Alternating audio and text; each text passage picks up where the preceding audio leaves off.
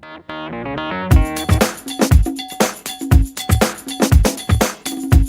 remercie. Donc c'est les murs qui vont cultiver. Donc déjà, on nous avait donné un titre. Quand tu es ici, tu vas cultiver. Première fracture. Au moment d'élaborer la carte d'identité, on demande aux paysans qu'est-ce que tu fais, il dit rien. Parce que cultiver n'était pas reconnu. Deuxième fracture. La troisième fracture, quand on demande les statistiques sur nous, c'est d'autres qui le présentent. Combien de paysans il y a au Burkina? Il n'y a jamais un paysan qui va le dire. Ils ne connaissent pas, non. Donc, nos villages sont sillonnés d'enquêteurs, de questions-réponses. Voilà donc les trois éléments du vécu qui ont marqué la fracture entre les paysans et leurs enfants. Parce que c'est avec la DABA qu'ils ont envoyé les enfants à l'école, qu'ils les ont traités d'incultes. Et cette fracture continue de faire un fossé entre nous. Donc les questions ne sont pas uniquement de financement, ce n'est pas uniquement la formation, c'est la reconnaissance et le respect de ceux qui portent la nation. Et c'est très important. Il y a eu également le détournement de la plus-value. C'est le travail des paysans qui a financé les administrations indépendantes.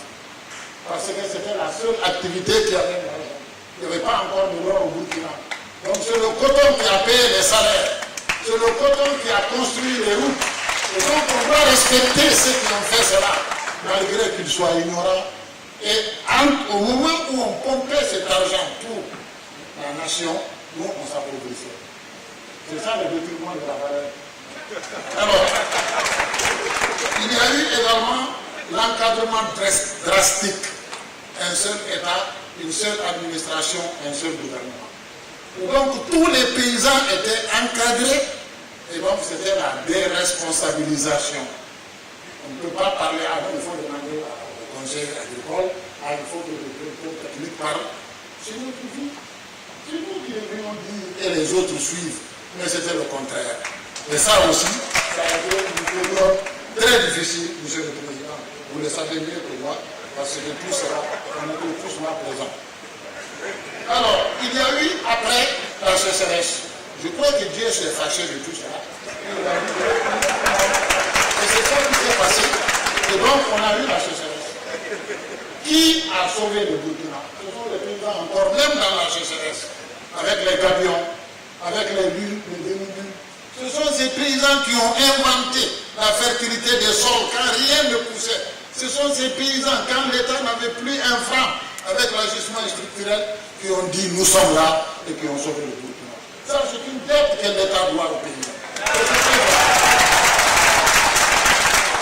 Alors donc, voilà, évidemment, l'ajustement structurel a été bénéfique parce qu'empêchant l'État d'avoir beaucoup d'argent, il a commencé à dire, il faut que vous soyez responsable. Donc il nous a abandonnés. Ce n'est pas seulement le Burkina, c'est tous les pays d'Afrique. Et donc, cela a été l'occasion pour nous de dire, mais nous devons nous occuper de nous-mêmes. Et c'est le résultat aujourd'hui. La CPF, c'est les paysans autonomes du Burkina qui sont partis des villages jusqu'au niveau national. Et donc aujourd'hui, ils sont en face de vous, capables de donner des semences à l'État, capables de prendre un engagement pour faire tant de tonnes de coton. Et ils le feront par la grâce de Dieu. Et donc, ce mouvement, c'est le pays, c'est le Faso. Si on dit le Faso, c'est le peuple. Et le peuple, il est là en face de vous, monsieur le Président. Alors, quels sont les principes sur lesquels nous avons construit ce mouvement autonome? Le premier principe, c'est le respect et la reconnaissance de l'autorité de l'État. La CPF, comme les autres organisations, ne se mettent jamais dans la dynamique de remplacer qui que ce soit. Donc, cela est très important. La deuxième reconnaissance, nous sommes la majorité de ce pays, mais nous respectons les minorités. Parce que nous savons que c'est ensemble que nous considérons le pays. Et nous avons un seul principe de partenariat, c'est le dialogue de la concertation. C'est ce qui nous réunit ici. Mais nous avons un dernier principe. Nous ne voulons jamais et nous ne serons jamais une charrette. Une charrette, c'est une caisse et chaque cheval qui vient met la caisse et quand il a fini, il dépose. Non! Nous sommes responsables. sommes maîtres de notre évolution. Voilà donc ce mouvement qui est en face de vous, Monsieur le Président. Alors maintenant, je dois dire quels sont les principes de votre administration. Il nous invite pour valider. Ça, ce n'est pas du partenariat. J'espère que celui qui a dit que les études pour la banque est en cours se rappelle bien que ça se fera avec nous. On ne valide pas une étude sur la banque agricole. C'est nous qui ferons la banque agricole avec nos idées, nos propositions. C'est ça le partenariat. C'est cette étape maintenant qui est la nouvelle Afrique. Voilà. Parce qu'on vous a élu pour que vous soyez à notre service. Et celui qui accompagne ne se met pas devant. Alors, nous avons quelques convictions, Monsieur le Président. C'est l'exploitation familiale qui est la base de la vie et de la société. Elle est multifonctionnelle et multidimensionnelle en tant qu'entreprise économique, sociale et culturelle. Et vous avez la preuve. C'est dans la famille qu'on fait l'oignon, on fait la pomme de terre, on fait le riz. Tout ça, c'est pour gérer le risque et c'est pour utiliser le maximum de main-d'œuvre de la famille. C'est cette entreprise multifonctionnelle qui est l'avenir, parce que c'est elle qui était là avant tout et qui a pu surmonter tous les risques. Quand il y a eu la grande sécheresse, tous les grands statisticiens ont dit que le Sahel va disparaître. Aujourd'hui, on a plus de personnes dans la démographie, et on est plus riche. Donc vous voyez bien, c'est parce qu'il y a des gens qui sont là et qui ne bougent pas. Les habitants permanents, c'est nous. Alors maintenant, nous sommes convaincus que la plus forte armée ne pourra nous défendre que si elle a mangé. Donc la première souveraineté, elle est alimentaire. Et c'est pourquoi on ne peut pas la mettre dans les statistiques économiques du coût de nos fils. Parce que tout ce qu'il y a dans la maison, c'est le reste du ventre. Quand on a faim, on vend la montre. On vend le bonnet. On a même vendu nos enfants. Il y a des esclaves de la faim dans le pays. Donc la première souveraineté qui vous est confiée, Monsieur le Président, c'est qu'on puisse manger tous à notre faim. Et c'est nous qui sommes capables de produire ça. Alors, maintenant, sur le sujet qui nous réunit, il y a un problème. Quand on parle des jeunes, on pense toujours aux jeunes de ville pour venir dans les villages. Non!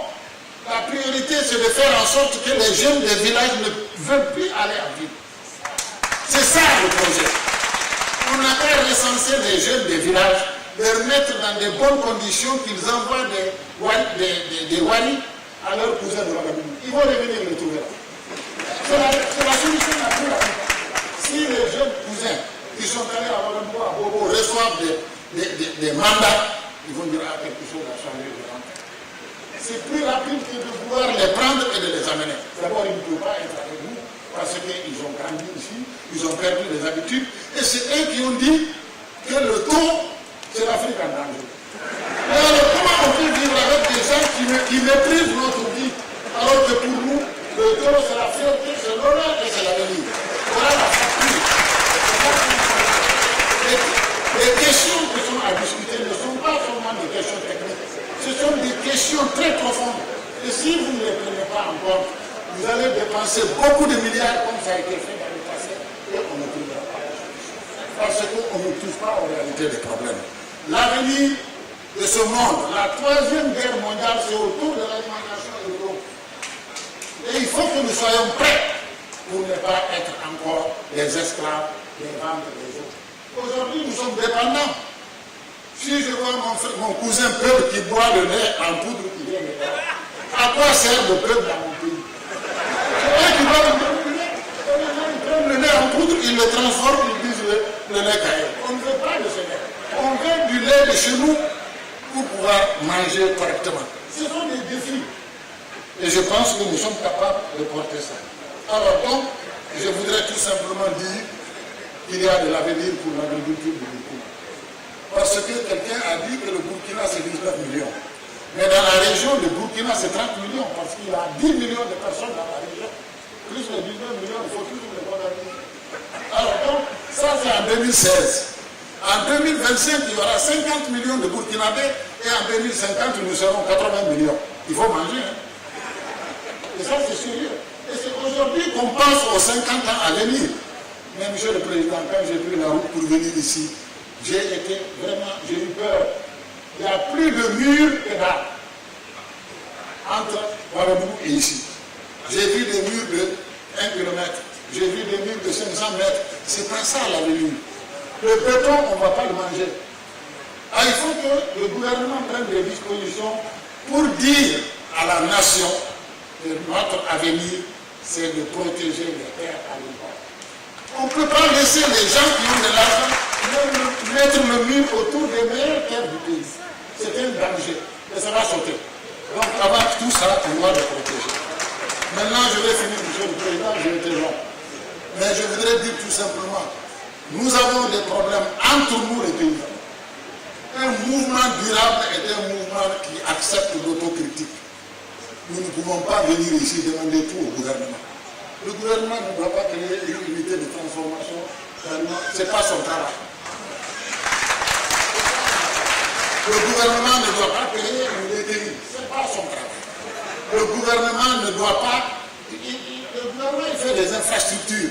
Mais Monsieur le Président, il peut décider demain que le taux du crédit agricole au Burkina c'est 5%. Ça ne lui coûtera rien, parce qu'on va l'applaudir. Ça c'est son travail. Baisser le taux du crédit agricole. Ça c'est le gouvernement.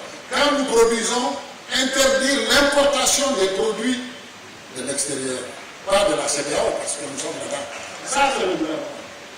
Donc, le fonds de garantie et le fonds de calamité.